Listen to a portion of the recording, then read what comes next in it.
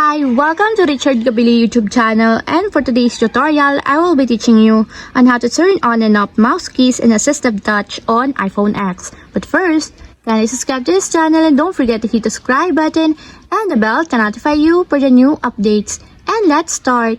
Using your iPhone X from your home screen, first go to Settings. Then in the Settings, scroll down and find the Accessibility and then tap. Then in the Accessibility, scroll down again and then go to Physical and Motor section and then tap the Touch. Then in the Touch, tap the Assistive Touch. Then in the Assistive Touch, scroll down and then go to Pointer Devices section and then tap the mouse keys. Then in the mouse keys, as you will see, there's a switch button located on the side of it. Then all you have to do is just tap it to enable until it becomes green. When the mouse keys is enabled, it allows assistive touch to control the pointer using keyboard keys and numeric keypad. And if you want to disable or turn off, just tap again the switch button, just like this.